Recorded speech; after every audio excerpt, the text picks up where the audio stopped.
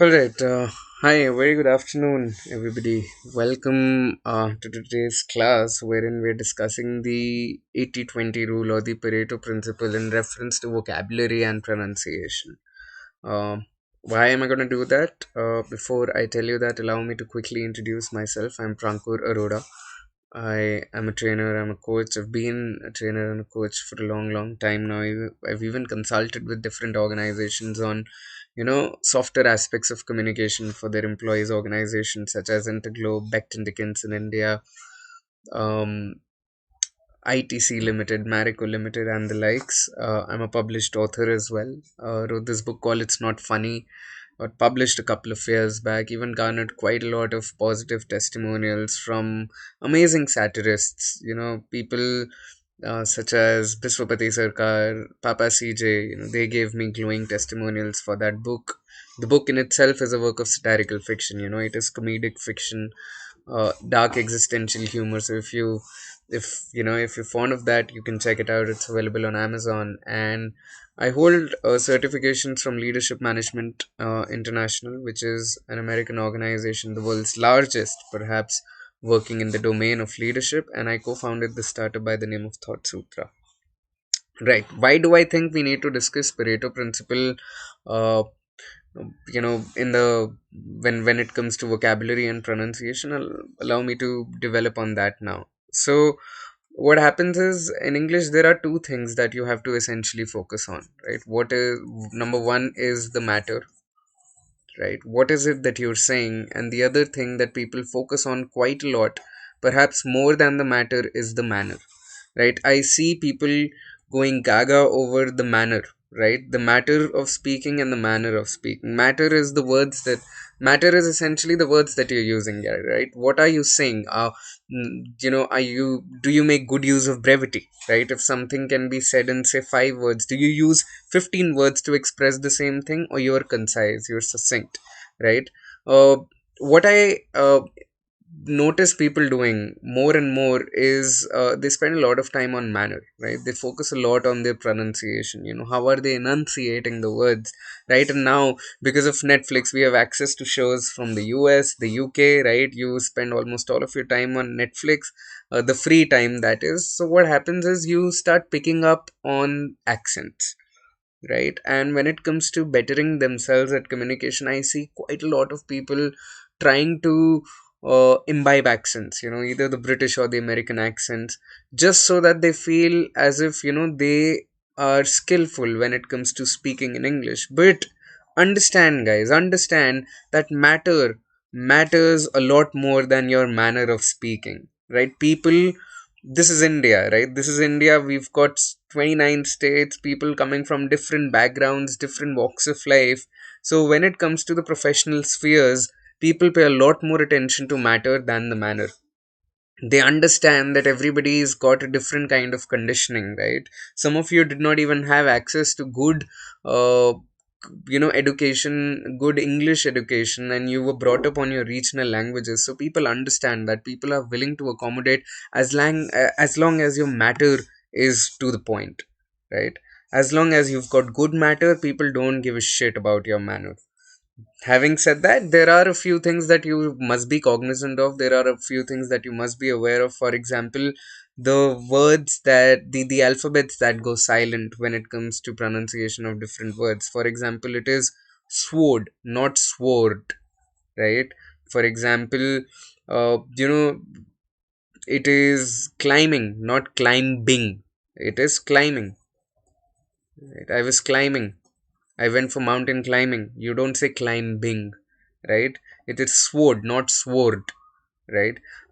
Even when it comes to different letters, such as, the plural of woman is women, not women. It is women and not women, right? So these are a few things that you must be cognizant of when it comes to pronunciation, right? Which alphabets go silent in different words, right? And the inundation, right, the intonation. So you must be cognizant of these few things, right? But at the same time, don't stress about the manner of speaking. Don't try to imbibe foreign accents just so that you sound skillful at English. Concentrate on your matter. Concentrate, as long as what you're saying is clear to the party, to the other party, as long as what you're saying is easily, it is easily perceived by your audience. That's all that matters, right? So don't go all guns blazing on communication, even when you're learning new words, even when you're trying to expand your vocabulary, right? Focus on these small things, but don't spend a lot of time on your pronunciation. Focus on the matter, right? Having said that, I want to tell you about the 80-20 rule in this regard itself, the Pareto principle, right? The Pareto principle, or the 80-20 rule, says that 80% of your success 80% of your success comes from 20% of your actions, right? 20% of your actions is responsible for 80% are responsible for 80% of your results. And the opposite is also true. The opposite means that 80% of your time is spent in futile activities that bring you only 20% of the results, right?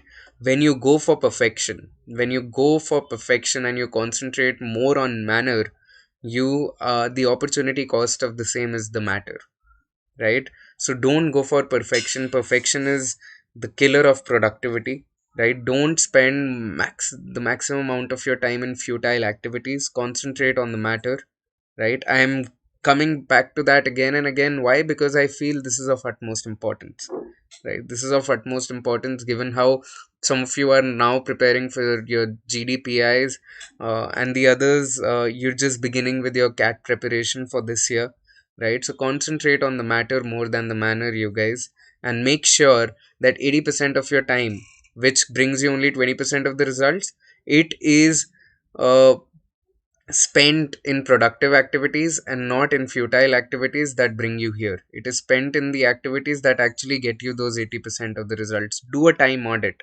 Figure out where maximum amount of your time is going, right? Once you do your time audit and you figure out where maximum amount of your time is going, you bring in a lot of awareness, and that awareness can be used to kind of cut down on, the time that is spent on futile activities, right? This is all I had to say. Thank you so much for tuning in. Now, allow me to quickly take you through a few top performers for this year's CAT, for the last year's CAT, and these guys were all Unacademy subscribers. These are a few batches that have been launched, these very days, right? And I would request you to kind of, subscribe to these educators. Take a few special classes from them, figure out whether you're able to gel well with them, whether you're able to develop that kind of a chemistry with them, and then see whether you'd want to subscribe and enroll into their batches or not. We have an Unacademy combat running on alternate Sundays, right? The last Unacademy combat was today itself from 12 p.m. to 1 p.m., right? And you can unlock the Unacademy combat using my name, which is Prankur, right? You can unlock it using my first name, Prankur. If you perform well, you stand to win subscription or the Amazon gift vouchers, right? So the next is perhaps 7 plus 7, 14, 14, 7, 21st. So the next Unacademy combat will be on the 21st, I think, right? So, keep an eye out for these tests and quizzes that we keep on conducting on the platform, right? Thank you so much for tuning in. I'll see you again with a few more strategy videos in order to help you better your verbal preparation, in order to help you better your English proficiency, right?